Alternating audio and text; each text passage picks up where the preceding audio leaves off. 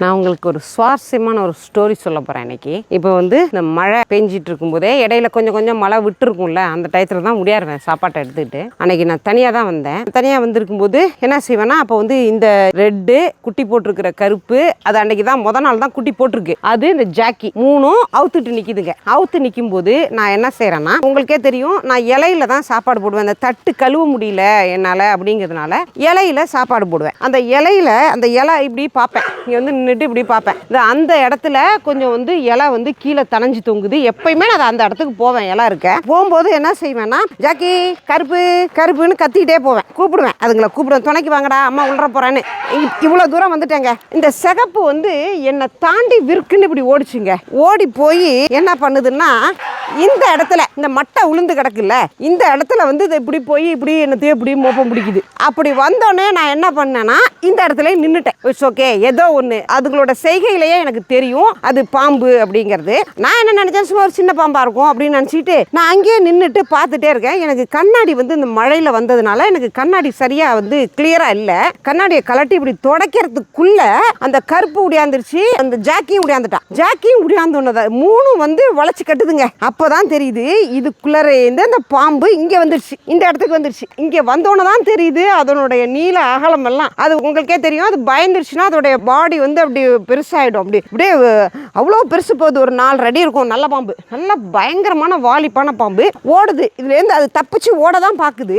ஆனால் நம்மளுடைய நாய்கள் 3 ரவுண்டு கட்டிட்டு அதை விடவே இல்லைங்க. இப்படியே முடியாது, இந்த இடத்துக்கு வந்துருச்சு. நான் என்ன பண்ணேன், சேஃப்டியா நான் அங்கே நின்றுட்டேன். இது எந்த பக்கம் நாய்களுக்கு எதிர்த்து இது எந்த பக்கம் சீறிக்கிட்டு உடையாரோன்னு தெரியாது இல்லையா. அதனால நான் என்ன பண்ணிட்டேன், எட்டி ஓடிட்டேன். அங்கே போய் நின்றுட்டு பார்க்குறேன், அது என்ன செய்யுதுன்னா, சீறி படத்தை இவ்வளோ பெருசு விரிச்சுக்கிட்டு அந்த நாய்களை அப்படி கொத்த போகுது. 3 டைரக்ஷன்லையும் இதுங்க நிக்குது. இதுங்க பயப்பட மாட்டேங்குது. இந்த இடத்துல என்ன பண்ணிடுச்சு, ஜாக்கி பிடிச்சிச்சுங்க பாம்பை. நடு உடம்ப பிடிச்சி இப்படி அடிக்குது, அடிச்சு வீசிடுச்சு. அது அங்க போய் விழுந்த பாம்பு அங்க ஓடிடுச்சு. அந்த இடத்துல போய் இப்படி ஓடுது. அந்த பாம்பு இதுங்கள்ட்ட கடி வாங்கிட்டும் தப்பிச்சு ஓடுறதுலே தான் இருக்கு. இந்த இடத்துக்கு ஓடி வந்துருச்சு. இந்த இடத்துக்கு ஓடி வந்துருச்சு. ஏன்னா இங்க பாருங்க, இங்க பொந்துகள் இருக்கு நிறைய. இந்த பொந்துக்குள்ள போயிடலாங்கிற ஐடியால அது வந்திருக்கும் போல இருக்கு. இந்த இடத்துக்கு வந்தோடனே இந்த இடத்துல வச்சு கருப்பு, அந்த குட்டி போட்ட கருப்பு அதை பிடிச்சிருச்சு. அதை பிடிச்சி இப்படி அடிக்குதுங்க. எனக்கா கத்துறேன் அங்க நின்றுட்டு, ஜாக்கி கருப்பு வந்துரு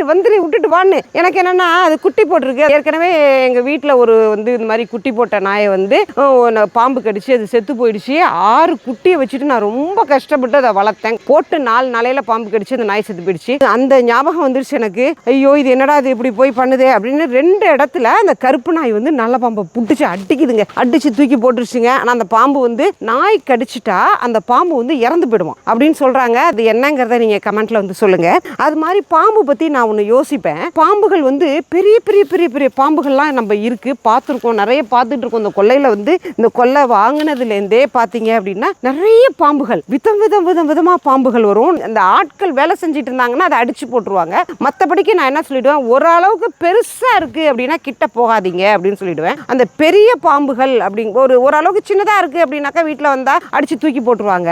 ஆனால் பெரிய பாம்புகள் கிட்ட நம்ம போகக்கூடாது. அது மூர்க்கத்தனமா இருக்கும். அது எதுக்கு அப்படின்னா, தன்னுடைய உயிரை காவந்து பண்ணிக்கிறதுக்கு தான். அது ஃபர்ஸ்ட் பயந்துட்டு அது வெளியில ஓட பார்க்கும். நம்ம அடிக்க போறோங்கும் போது அது உயிரை காப்பாத்திக்க தான் எதிர்த்து சீறிக்கிட்டு வருமே ஒழிய அது நம்மளை கடிக்கணும் அப்படின்னு சொல்லிட்டு அது வராது. அதனால நான் என்ன சொல்லுவேன், அது ஒரு சைஸுக்கு மேல இருக்கும்போது அது என்ன பண்ணும் அப்படின்னா, அதுக்கு அதோட பவர் ஜாஸ்தி இருக்கும். அப்படியே வாழை கீழே உந்தி இவ்வளவு தூரம் எம்புங்க. அப்படி எம்பியெல்லாம் நான் பார்த்துருக்கேன். அதே மாதிரி எம்பும் போது அது ஆக்ரோஷமா அந்த விஷத்தை பீச்சு அடிக்கிறதெல்லாம் நான் பார்த்துருக்கேன். அதனால பாம்புகள் ஒரு அளவுக்கு மேல் பெருசா இருக்கும்போது அதை நம்ம பார்த்துட்டோம் அப்படின்னா நம்ம எட்டி ஓடிடணும். நம்ம ஓடுற அதிர்வுலையே அது ஒரு எதிர் திசையில அது ஓடி போயிடும். ஆனா அது கிட்ட போய் அடிக்க போறது பண்ண போறதெல்லாம் பண்ணோம்னா அது நமக்கு ஆபத்து, சேஃப்டி கிடையாது. அப்படிங்கிறதுனால அது மாதிரி பாம்பு என்ன செய்யும் அப்படின்னா, நீங்க ஒரு பெரிய பாம்பு எங்கேயாவது அப்படியே இயற்கையா செத்து கடந்து பார்த்துருக்கீங்களா இது வரைக்கும் அப்படிங்கிறத கமெண்ட்ல சொல்லுங்க. நான் பார்த்ததே கிடையாது. இன்னைக்கு தான் நான் அதை பத்தி தம்பிகிட்ட பேசிட்டு இருந்தேன். அதாவது அது வயசு ஆனோன்னா ரொம்ப வயசு வாழ்றது இல்லையா. பாம்புகள் நிறைய ஆண்டுகள் வாழும், உயிர் வாழும்னு சொல்லுவாங்க. அப்படி உயிர் வாழ்ற பாம்புகள் உயிர் போகும் தருவாயில வெளியில வரதில்லை. உள்ள போய் எங்கேயோ பொந்துக்குள்ள உள்ளர அடங்கிடும் போல இருக்கு. அடங்கி அப்படியே எங்கேயுமே ஒரு பெரிய பாம்பு வந்து செத்து கிடந்துச்சு, ஏஜ்டு பாம்பு அப்படின்னு வந்து தெரியாது எனக்கு. இதை பற்றி நம்ம நெட்டில் சர்ச் பண்ணி படிக்கணும் அப்படின்னு நான் நினச்சிட்டு இருக்கேன். நீங்களும் இது பாம்புகள் பற்றின விவரங்கள் இருந்தால் நீங்கள் கமெண்ட்டில் வந்து சொல்லுங்கள். இந்த கதை உங்களுக்கு வந்து சுவாரஸ்யமாக இருக்கும்னு நினைக்கிறேன்.